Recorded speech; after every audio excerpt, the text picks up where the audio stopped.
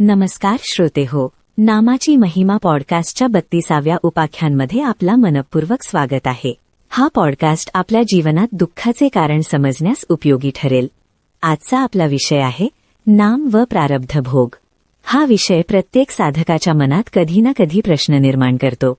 मी नाम घेतो तरी मला दुःख का येते, अडचणी का सुटत नाहीत?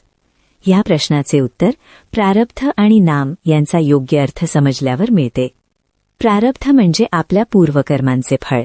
जे कर्म पूर्वी केले त्याचा भोग ह्या जन्मात ठरलेला असतो. संत सांगतात, प्रारब्ध टळत नाही पण त्याचा दाह कमी होतो.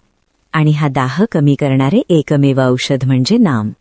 नाम प्रारब्ध नष्ट करत नाही पण प्रारब्ध भोगण्याची शक्ती आणि सामर्थ्य देते.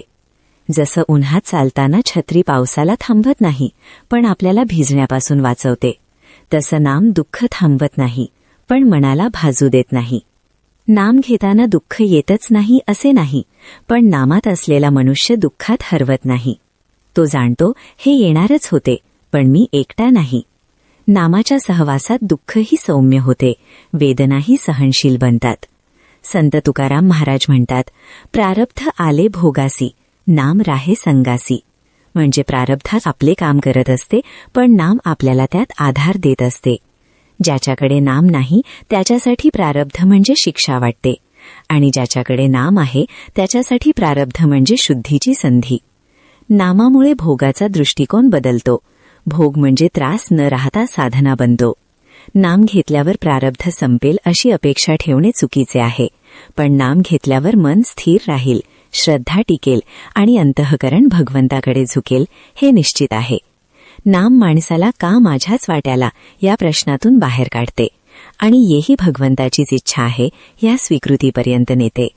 प्रारब्ध हे शरीराला भोगायला लागते पण नाम आत्म्याला दुखू देत नाही. देह भोगात असतो पण मन भगवंतात स्थिर असते. हीच खरी मुक्त अवस्था आहे. संत एकनाथ महाराज म्हणतात, देह भोगे प्रारब्ध, चित्त रमे श्रीकृष्णात. हीच साधनेची खरी फलश्रुती आहे. प्रिय श्रोते हो, दुःख टळावे म्हणून नव्हे तर दुःखात न ढळण्यासाठी नाम घ्या. प्रारब्ध भोग येईल जाईल पण नाम साथ सोडत नाही.